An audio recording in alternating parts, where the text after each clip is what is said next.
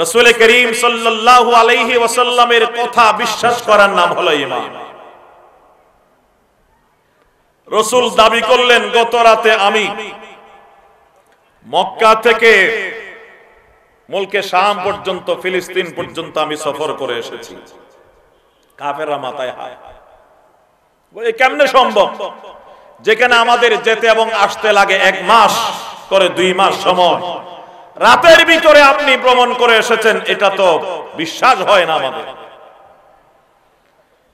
এই মুরব্বিগণ, বন্ধুগণ, মেরাজের এই মুজিজার ভিতরে একটা নয়, অনেকটা মুজিজা লুকিত আছে। এক তো রাসূল করিম সাল্লাল্লাহু আলাইহি ওয়াসাল্লামের মসজিদে হারাম থেকে মসজিদ আকসা পর্যন্ত 1 মাস যেতে এবং আসতে, যেখানে 2 মাস সময় লাগে, রাতের অল্প সময়ের মধ্যে এই ভ্রমণটা রাসূল করে আসলেন। সূরা ইসরার 1 নম্বর আয়াতের মধ্যে যার স্পষ্ট বর্ণনা আছে। বিল্লাহি মিন শুরুরি আনফুসিনা ওয়া মিন সাইয়্যাতি আমালিনা من يهده الله فلا مضل له ومن يضلله فلا هادي له وأشهد أن لا إله إلا الله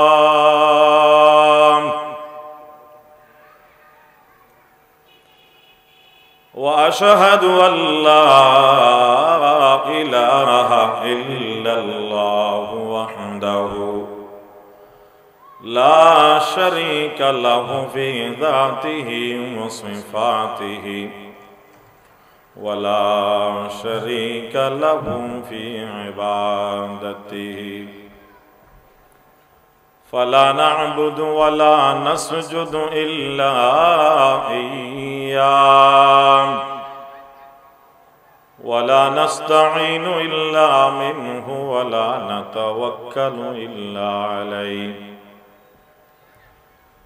وأشهد أن سيدنا وسندنا وحبيبنا وشفيعنا ومولانا وأولانا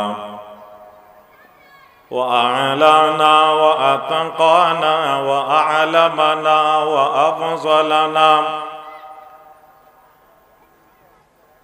وأحسننا وأجملنا وأكملنا محمدا عبده ورسوله الذي أرسله الله تعالى بالحق إلى الخلق بشيرا ونذيرا وداعيا إلى الله بإذنه وسراجا منيرا. درود شريف اللهم صل على محمد وعلى آل محمد كما صليت على إبراهيم وعلى آل إبراهيم إنك حميد مجيد. اللهم بارك على محمد وعلى آل محمد كما باركت على إبراهيم وعلى آل إبراهيم إنك حميد مجيد. أما بعد فأعوذ بالله من الشيطان الرجيم. بسم الله الرحمن الرحيم. سبحان الذي أسرى بعبده ليلا من المسجد الحرام إلى المسجد الأقصى الذي باركنا حوله لنريه من آياتنا إنه هو السميع البصير. وقال تعالى في آية أخرى ولقد رآه نزلة أخرى عند سدرة المنتهى عندها جنة المأوى. صدق الله مولانا العظيم وبلغنا رسوله النبي الحبيب الكريم ونحن على ذلك لمن الشاهدين والشاكرين والذاكرين والحمد لله رب العالمين.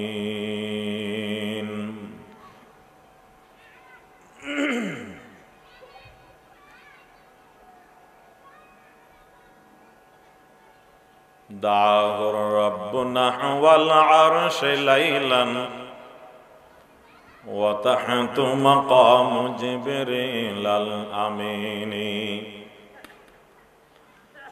आके आमद नो फलक मेराज अंबिया अवलिया मुहताज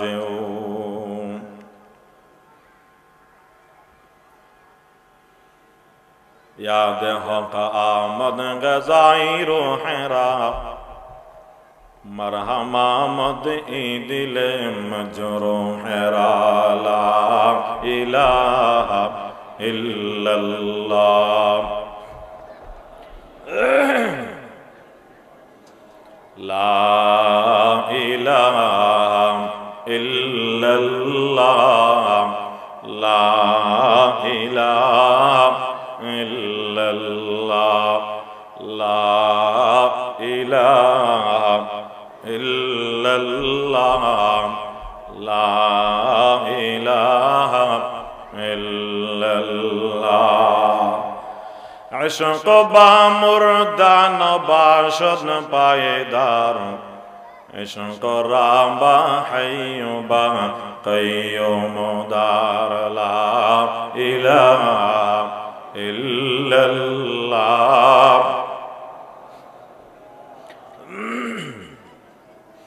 ला इलाहा इल्लल्लाह ला इलाहा इल्लल्लाह। जुज़ इबादत निस्त मक़सूद जहां मा खलक़तुल जिन्न वल इंसा ला इलाहा इल्लल्लाह ला इलाहा इल्लल्लाह ला इलाहा इल्लल्लाह।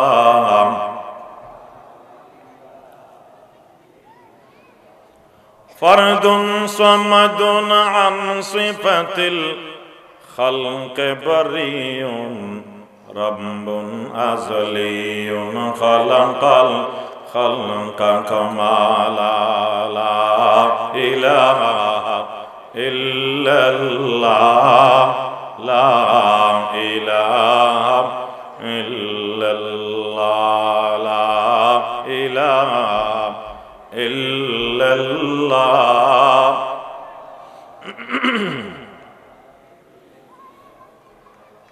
ला ज़िंदा वला निंदा वला हम्दा लिमौला ला हुल्दा वला वालिदा ला अम्मा व खाला ला इलाहा इल्लल्लाह ला इलाहा इल्लल्लाह ला इलाहा इल्लल्लाह।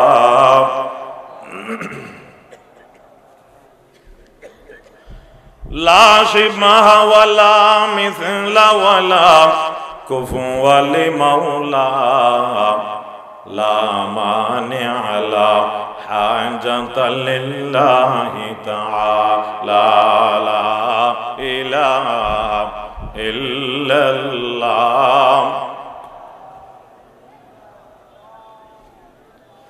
লা ইলাহা ইল্লাল্লাহ লা ইলাহা ইল্লাল্লাহ লা ইলাহা ইল্লাল্লাহ মুহাম্মাদুর রাসূলুল্লাহ সাল্লাল্লাহু আলাইহি ওয়াসাল্লাম।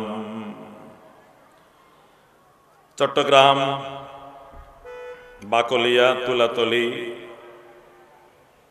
কল্পলোক আবাসিক এলাকা আল আমিন কোরআন প্রচার সংস্থার উদ্যোগে আয়োজিত আজকের এই আজিমুশান ওয়াজ মাহফিলের মোহতরম সভাপতি, উপস্থিত অতিথিবৃন্দ এবং হযরাতে মাশায়েখে আযম উলামায়ে কেরাম, সম্মানিত মুরব্বিয়ানে আযম বেরাদারান ইসলাম, মাহফিলের চতুর্পার্শ্বে বাসা বাড়িতে অবস্থানরত মস্তরাত ধর্মপ্রাণ নারী সমাজ, মহান রব্বুল আলামিন যিনি আমাদের খালিক ও মালিক, যিনি আমাদের একমাত্র রব, একমাত্র মাবুদ, একমাত্র ইলাহ,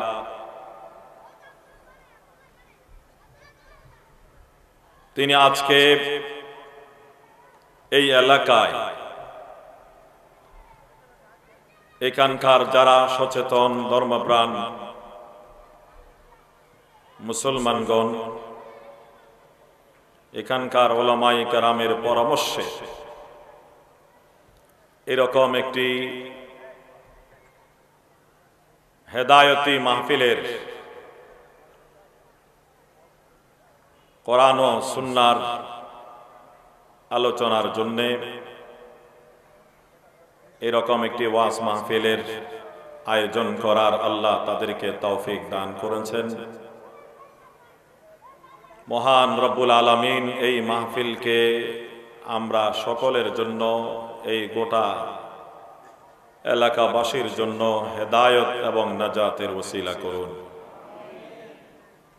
মহান আল্লাহ এর ওসিলায় আমাদের জীবনের সমস্ত গুনাহকে মাফ করুন, আমাদের মা বাবার গুনাহকে মাফ করুন, আমাদের সকল আসাতিজা এবং শিক্ষকদের গুনাহকে মাফ করুন, আমাদের সকল আত্মীয় স্বজনের গুনাহকে মাফ করুন। বিশ্ব মুসলিম নর নারী, জীবিত মৃত, ছোট বড়, হাজির গায়েব, আল্লাহ সকলকে মাফ করুন।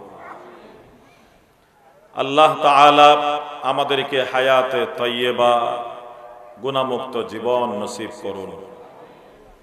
আল্লাহ আমাদেরকে তার প্রিয় বান্দাদের মধ্যে শামিল করুন। যতদিন আল্লাহ আমাদেরকে জীবিত রাখেন, শেষ নিঃশ্বাস ত্যাগ করা পর্যন্ত মহান আল্লাহ আমাদেরকে তার মর্জি মতে, তার হাবিবের সুন্নাহ এবং তরিকা মতে আমাদের জীবনকে পরিচালিত করার তৌফিক দান করুন। এবং যখন আমাদের মৃত্যুর ফয়সালা হবে, আল্লাহ পাক আমাদের সকলের জন্য ঈমানের সাথে মৃত্যুকে মঞ্জুর করুন। মৃত্যুর পরে আল্লাহ আমাদের সকলের জন্য জান্নাতুল ফেরদৌসকে মঞ্জুর করুন। এবং জান্নাতের মধ্যে আল্লাহ পাক আমাদেরকে, আমাদের জন্য তার হাবিব, আমাদের প্রাণ প্রিয় নবী, বিশ্ব নবী রাহমাতুল লিল আলামিন হযরত মুহাম্মদ মুস্তাফা সাল্লাল্লাহু আলাইহি ওয়াসাল্লামের সাথে জান্নাতের মধ্যে সঙ্গ নসিব করুন। বর্তমান আরবি চলমান মাস পবিত্র রজব। রজবের শুরু থেকে আমরা মহান রব্বুল আলামিনের দরবারে রমজান পর্যন্ত হায়াত দারাজির দোয়া করার মাধ্যমে আমরা রমজানের প্রস্তুতির মধ্যে রয়েছে। এখন রাসূল করিম সাল্লাল্লাহু আলাইহি ওয়াসাল্লাম নিজেও দোয়া করতেন, সাহাবাদেরকে শিক্ষা দিয়েছেন, আমরা উম্মতকেও উদ্বুদ্ধ করেছেন এই দোয়া পাঠ করার জন্য। আল্লাহুম্মা বারিক লানা ফি রজব ওয়া শাবান ওয়া বাল্লিগনা রমাদান। আল্লাহ রজবে শাবানে আপনি আমাদের সবকিছুর মধ্যে বরকত দান করেন, আমাদের হায়াতের মধ্যে বিশেষ করে বরকত দান করে আমাদেরকে পবিত্র রমজানুল মুবারক পর্যন্ত পৌঁছাই দেন। এই দোয়ার মাধ্যমে আমরা মূলত রমজানের জন্য মানসিক প্রস্তুতির মধ্যে রয়েছে। এই দোয়া শিক্ষা দিয়ে রাসূল আমাদেরকে রজবের শুরু থেকে রমজানের প্রস্তুতি গ্রহণ করার জন্যই মূলত পরামর্শ দিয়েছেন। আল্লাহ আমাদেরকে তৌফিক দান করুন। আকাবেরদের জীবনী দেখলে দেখা যায়, বুজুর্গানে দ্বীন আউলিয়ায়ে কেরামের জীবনী পড়লে দেখা যায় তারা এই দোয়ার কারণে, নবীজি এই দোয়া শিক্ষা দেওয়ার কারণে রজবের শুরু থেকেই ব্যবসা বাণিজ্য, দুনিয়ার কাজ কাম এইগুলোকে যতটুকু সম্ভব কমানোর মাধ্যমে রমজান মাসটাকে ইবাদতের জন্য সম্পূর্ণ ফারে করার প্রস্তুতি গ্রহণ করতেন এখন থেকে। আল্লাহ তাআলা আমাদেরকে আমাদের সেই মহান আকাবেরদের, আম্বিয়ায়ে কেরাম, সিদ্দিকিন, শুহাদা, আউলিয়ায়ে কেরামের পথে চলার জন্য তৌফিক দান করুন। 2 নাম্বার, এই পবিত্র রজব মাসকে আমরা বলি মেরাজুন নবীর মাস।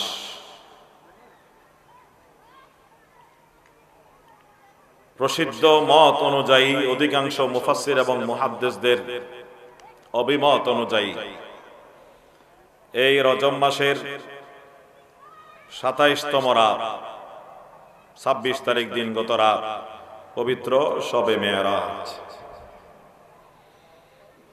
আমরা অত্যন্ত গর্বিত, আমরা অত্যন্ত আনন্দিত। আমরা যে মহানবীর উম্মত, আল্লাহ পাক রব্বুল আলামিন তাকে সশরীরে জাগ্রত অবস্থায় আল্লাহ পাকের আরশ আজিমের মেহমান বানিয়েছেন। আলহামদুলিল্লাহ।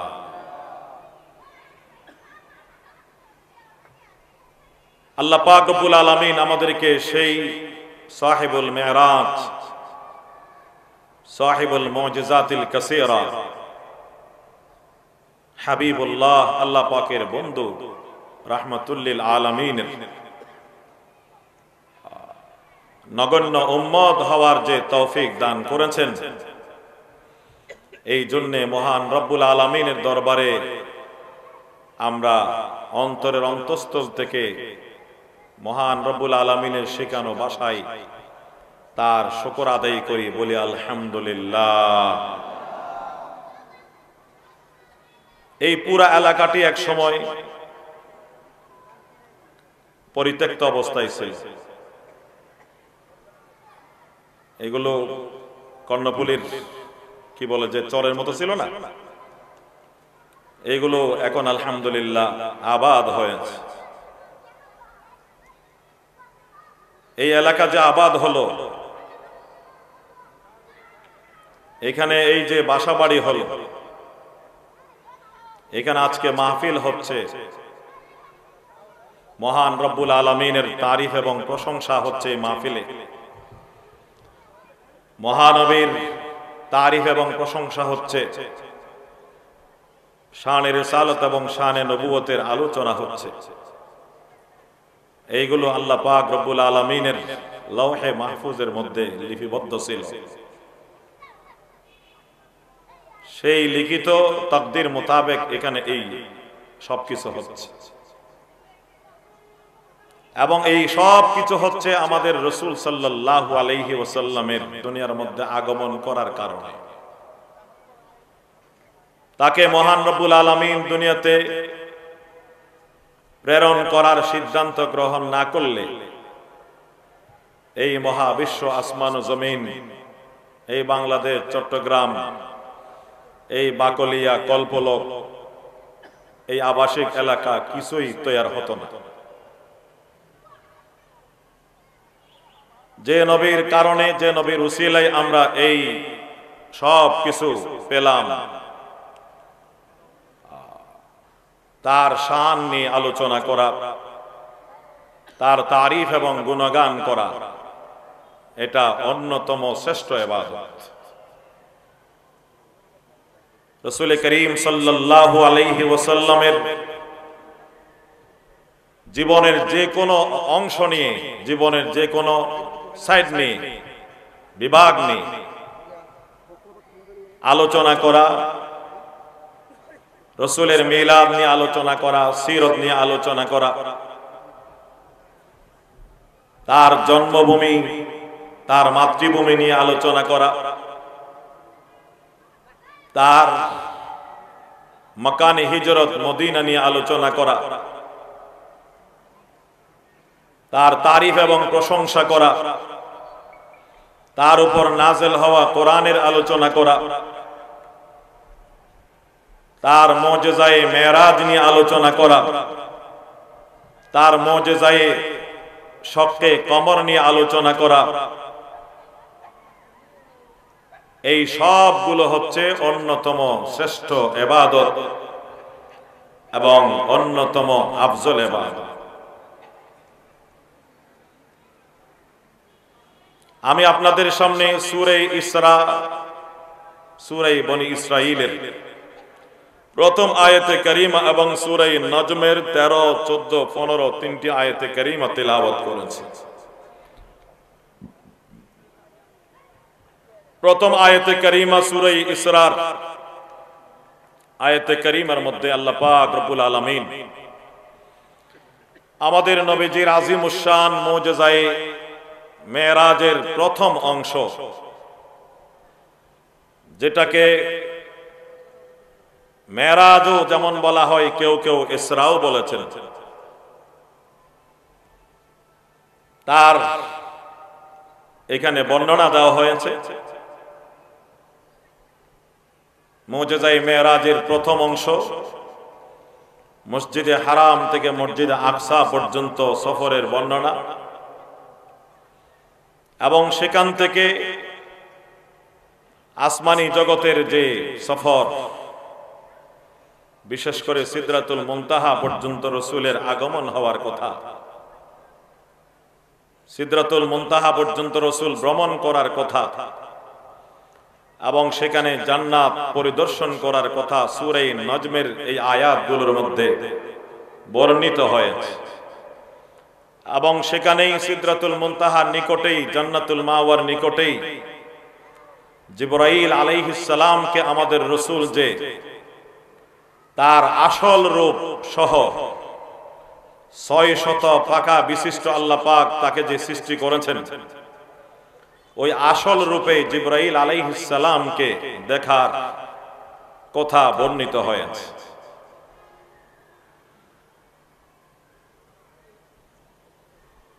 সূরা ইসরার প্রথম আয়াতে মেরাজের প্রথম পর্ব, সূরা নজমের ওই আয়াতগুলোর মধ্যে মেরাজের দ্বিতীয় পর্বের সফরের শেষাংশের কথা বর্ণিত হয়েছে।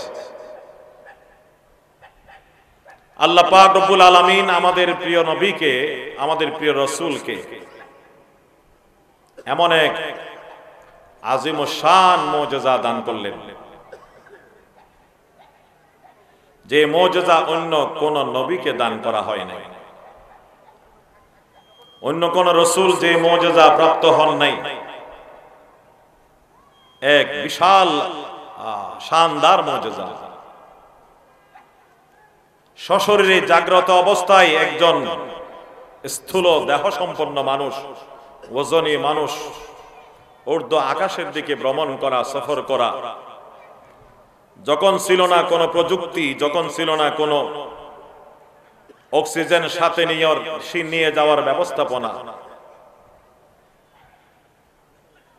সেটা এক শানদার মুজিজা।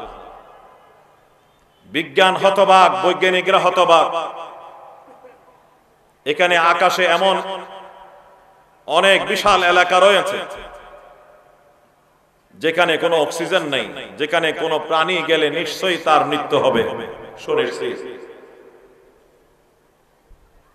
কেউ কেউ তো বলেছেন সেখানে আগুনের জগৎ রয়েছে, সেখানে পানির জগৎ রয়েছে।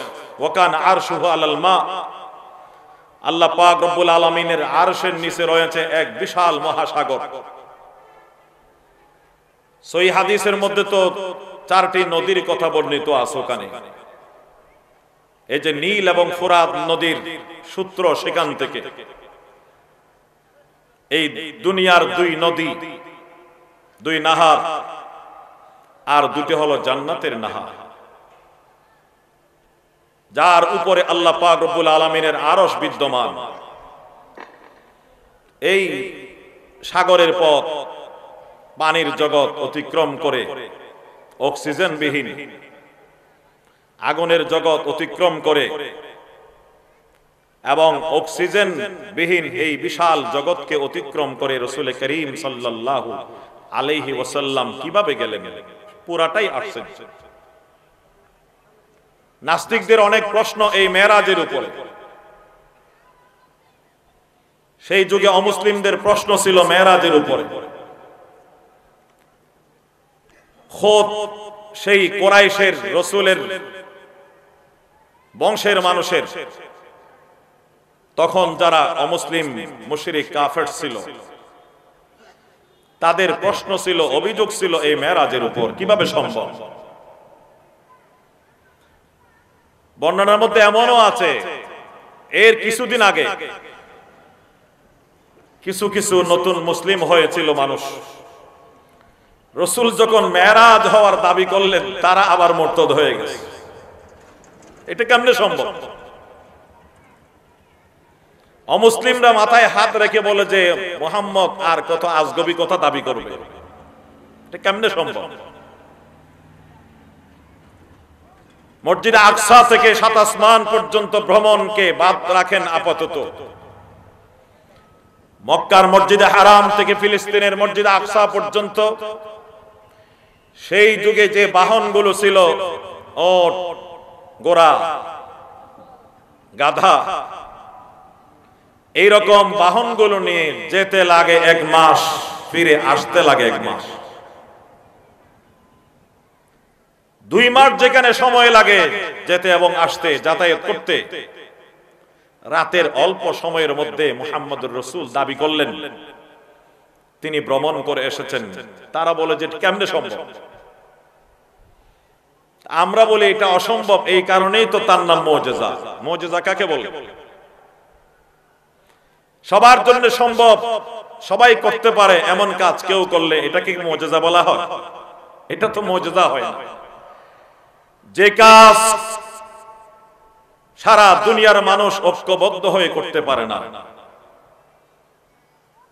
গোটা দুনিয়ার মানুষ সম্মিলিতভাবে চেষ্টা করলেও যে কাজ করা তাদের পক্ষে সম্ভব না, এরকম কাজ যদি কোন নবীর হাতে প্রকাশ পায় তার নাম হলো মুজিজা। এরকম কোন কাজ যদি কোন আল্লাহর ওলির হাতে প্রকাশ পায় তার নাম কারামত। নবীগণের মুজিজা সত্য, আউলিয়ায়ে কেরামের কারামত সত্য। বলে যে এটা কেমনে সম্ভব?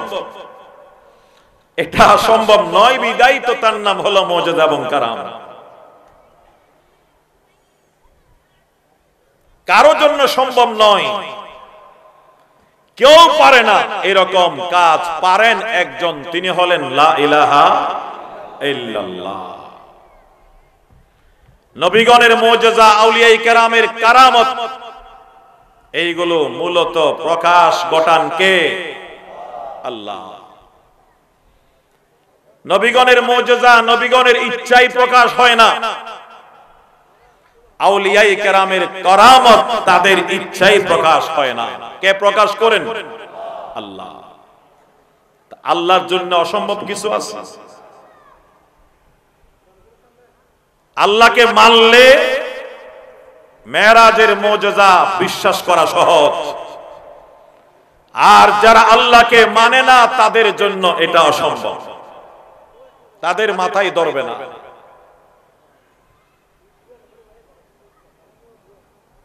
রাসূল করিম সাল্লাল্লাহু আলাইহি ওয়াসাল্লাম মেরাজের এই মুজিজা এটা তিনি মানুষকে না বলেও পারতেন, গোপন রাখতে পারতেন। পরদিন সকালবেলা রাসূল এটা মানুষের সামনে প্রকাশ করলেন কেন? অথচ খুদ হযরতে উম্মে হানি রাদিয়াল্লাহু তাআলা আনহা এক বর্ণনা মতে যার বাসা থেকে মেরাজের শুভ সূচনা হয়, যিনি রাসূল করিম সাল্লাল্লাহু আলাইহি ওয়াসাল্লামের চাচাতো বোন আবু তালেবের কন্যা উম্মে হানি,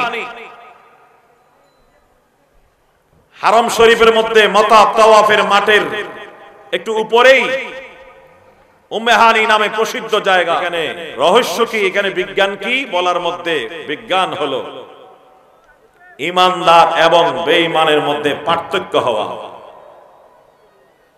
এটা বলার উদ্দেশ্য হলো 1 নাম্বার এবং 2 নাম্বার ঈমানদারের মধ্যে যেন পার্থক্য হয়ে যায়।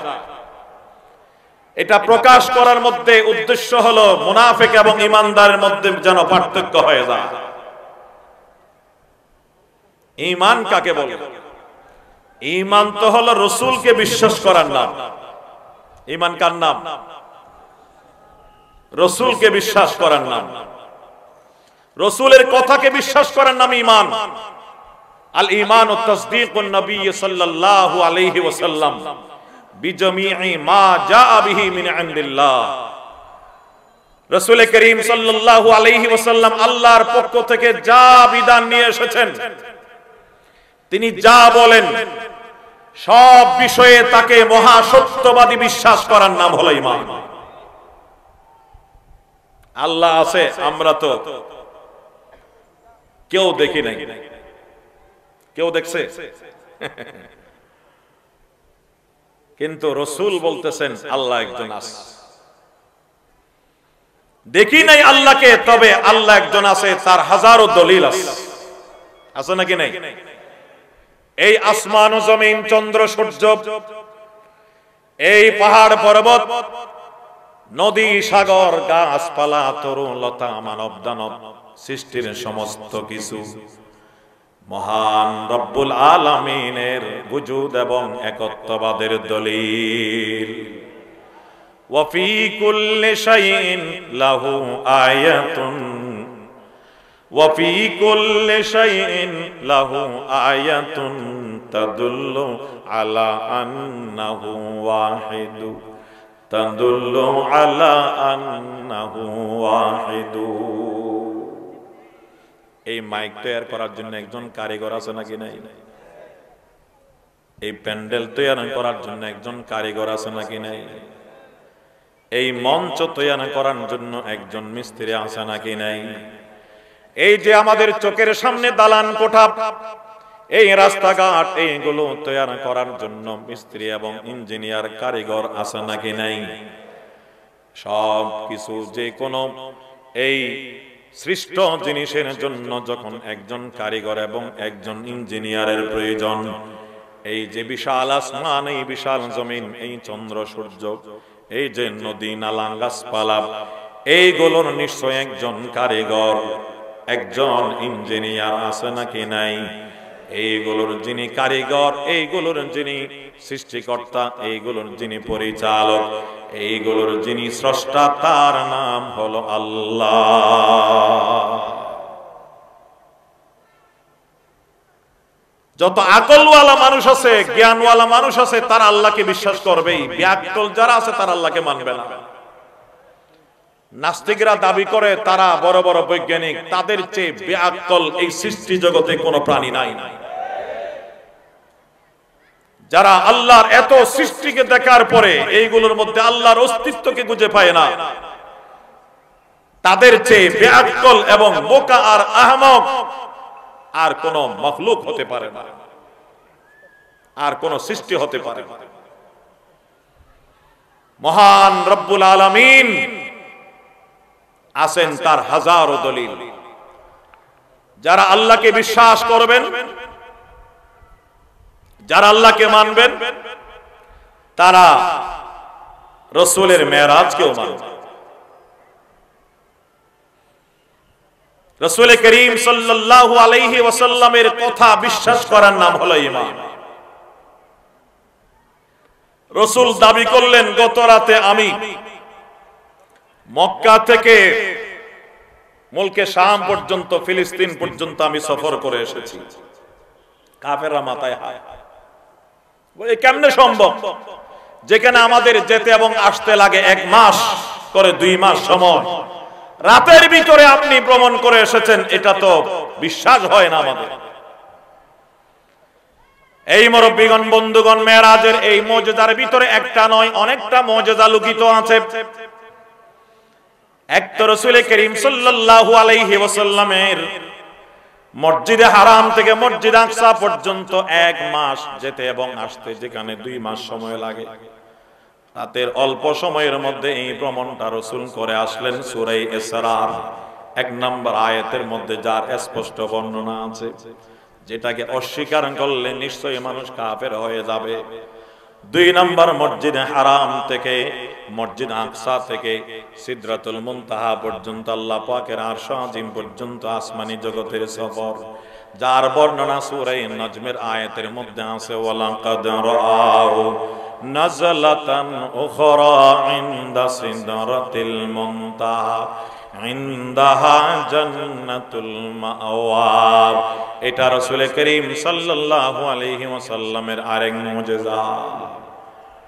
সকালবেলা রাসূল সাল্লাল্লাহু আলাইহি ওয়াসাল্লাম যখন আল্লাহর হুকুমে বলতে শুরু করলেন মানুষের সামনে, গত রাতে আমার ইসরা হয়েছে, মসজিদ হারাম থেকে মসজিদ আকসা পর্যন্ত আমার সফর হয়েছে, আমাকে নিয়ে গেছেন আমার আল্লাহ, এবং সেখান থেকে আমাকে আবার হারামে পৌঁছাই দিয়েছেন আমার আল্লাহ। কাফেররা মাথায় হাত রেখে বলে যে এটা কেমনে সম্ভব, এটা তো আমাদের বিশ্বাস হয় না। তো তোমাদের তো কিছুই বিশ্বাস হয় না। মুহাম্মদ সাল্লাল্লাহু আলাইহি ওয়াসাল্লাম যে নিজেকে আল্লাহর রাসূল দাবি করলেন, এটাও তো তোমাদের বিশ্বাস হয় না। কোরআন যে তার উপর নাযিল হচ্ছে, কোরআন আল্লাহর কালাম, এটাও তো তোমাদের বিশ্বাস হয় না। রাসূলের সর্বপ্রথম এবং সবচেয়ে বড় মুজিজা তো হলো কোরআন। রাসূল করিম সাল্লাল্লাহু আলাইহি ওয়াসাল্লামকে তারা বলে যে আপনি যদি দাবি করেন মসজিদে আকসায় গিয়েছেন, আমরা জানি আপনি কিন্তু মসজিদ আকসা ইতিপূর্বে কখনো যাননি, তাহলে আমাদের কিছু কথা আছে, আমাদের কিছু প্রশ্ন আছে, প্রশ্নগুলোর জবাব দিতে হবে। রাসূল বলেন, কি প্রশ্ন তোমাদের? তারা বলল, মুহাম্মদ আপনি যদি মসজিদ আকসায় গিয়ে থাকেন, তাহলে আমাদেরকে বলতে হবে মসজিদ আকসার উপরে মিনারা কয়টি, আমাদের বলতে হবে মসজিদ আকসার মধ্যে দরজা কয়টি, জানালা কয়টি, স্তম্ভ কয়টি। বাচ্চাদের প্রশ্ন, ছোট বাচ্চাদের প্রশ্ন না। আপনাকে কেউ যদি প্রশ্ন করে আপনার বাসার মধ্যে দরজা কয়টি, জানালা কয়টি, এটা একটা প্রশ্ন হলো। আর এই প্রশ্ন যদি আমাদেরকে কেউ করে আমাদের বাসা সম্পর্কে, যেখানে আমরা বছরের পর বছর থাকি, খুব কম মানুষ এই সঠিক জবাব দিতে পারবে, ঠিক না? কেন? এইগুলো গুণে রাখার জিনিস নয়। যে মসজিদে আমরা মহল্লার মসজিদে সারা বছর নামাজ আদায় করি, ওখানে মিনারা কয়টি, স্তম্ভ কয়টি, দরজা কয়টি, জানালা কয়টি জিজ্ঞাসা করলে সঠিক উত্তর ইমাম সাহেব দিতে পারবে না। তাই বলে কি ইমাম সাহেবের চাকরি চলে যাবে? এই ইমাম সাহেব করেন কি আপনি, মসজিদের দরজা কয়টি জানেন না, এখানে মিনারা কয়টি আপনার হিসাব নাই, এইগুলো ইমাম সাহেবের দায়িত্ব নাকি? হ্যাঁ, ইমাম সাহেবের দায়িত্ব হলো নামাজ পরিচালনা করা, বাকিগুলো দেখার দায়িত্ব হলো কমিটির। কার দায়িত্ব? কমিটির দায়িত্ব। তাহলে এগুলো হিসাব করে রাখার বিষয় না, জিনিস না।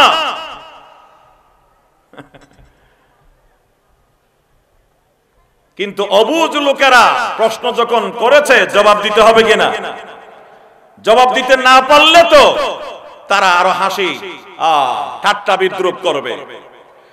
আল্লাহ পাক রব্বুল আলামিন তার হাবিবকে টেলিফোন করলেন, বন্ধু তাদের চ্যালেঞ্জ গ্রহণ করেন। এই মক্কার মুশরিক কাফের বেঈমানেরা, তোমাদের কি কি প্রশ্ন আছে আমার কাছে আসো, প্রশ্নগুলো আমার কাছে করো, আমি জবাব দেব। তারা এই প্রশ্ন করলো, মসজিদে আকসার মধ্যে দরজা কয়টি, জানালা কয়টি, স্তম্ভ কয়টি, মিনারা কয়টি? আল্লাহ পাক রব্বুল আলামিন রাসূলকে বলেন, হে আমার হাবিব, আপনি তাদের প্রশ্নগুলোর জবাব দেওয়ার জন্য প্রস্তুতি নেন। আমি আপনার চোখের সামনে মসজিদে আকসাকে তুলে ধরব, আপনি আপনার চোখের সামনে মসজিদে আকসাকে দেখতে পাবেন।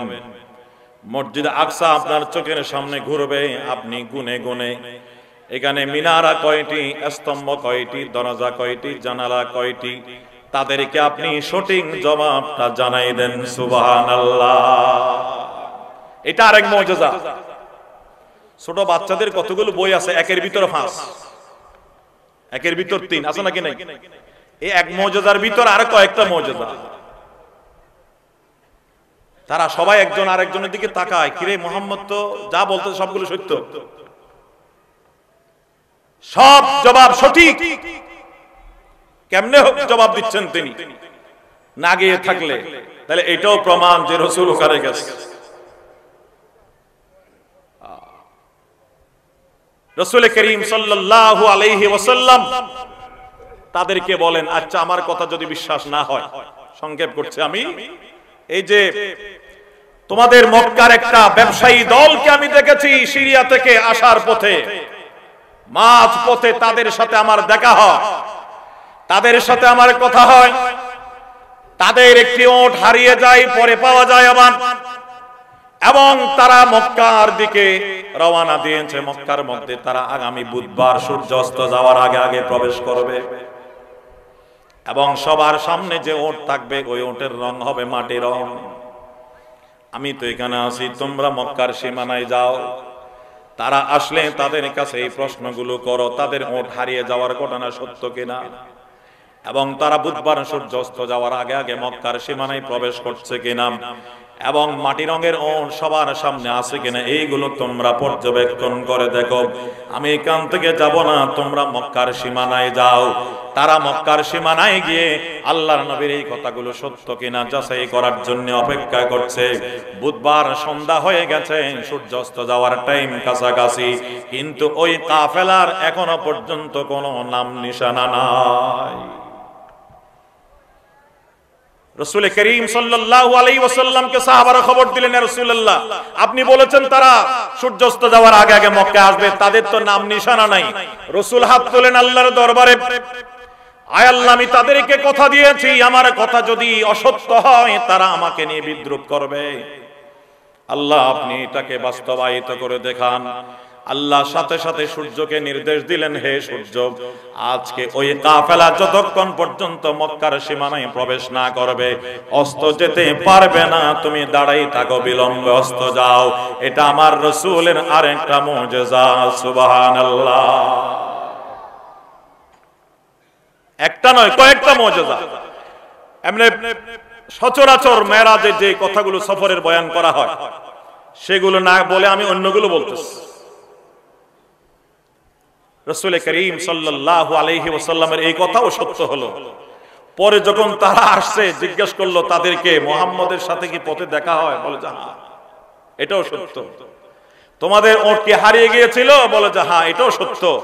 এবং দেখা গেল ওই কাফেলার শুরুতে যে ওট মক্কায় প্রবেশ করছে তার রং হলো মাটির রং। এইগুলো আমাদের রাসূলের শানের রিসালাত। আল্লাহ পাক রব্বুল আলামিন এই শান, মান, মর্যাদা তাকে দান করেছেন। রাসূল ভ্রমণ করছেন আসমানি জগতে, तमाम দুনিয়া তাকিয়ে আছে। দুনিয়া, পৃথিবী হায়রান, সমস্ত মখলুক হতবাক, সূর্য হতবাক, চন্দ্র হতবাক, সময় হতবাক। তাই চন্দ্র এবং সূর্যের গতি বন্ধ হয়ে যাওয়ার কারণে হাজার হাজার বছরের এই সফরের মধ্যে সময় গেছে অল্প। আল্লাহ পাক রব্বুল আলামিন এই শানের রিসালাতের আলোচনা শোনার মাধ্যমে আমাদের সিনার ভিতরে, দিলের ভিতরে রাসূলের মহব্বতকে আরো বৃদ্ধি করুন এবং রাসূলের সুন্নাহ মোতাবেক আমাদের জীবনকে পরিচালিত করে রাসূলের খাঁটি ইশক ও মহব্বত অন্তরে লালন করার মাধ্যমে রাসূলের সাথে জান্নাতের মধ্যে আমাদেরকে আল্লাহ সঙ্গ নসিব করুন। আমিন সুম্মা আমিন। ওয়া আখিরু দাওয়ানা আনিল হামদুলিল্লাহি রাব্বিল আলামিন ওয়া সাল্লাল্লাহু তাআলা আলা খায়রি খালকিহি মুহাম্মদ ওয়া আলিহি ওয়া আসহাবিহি আজমাইন।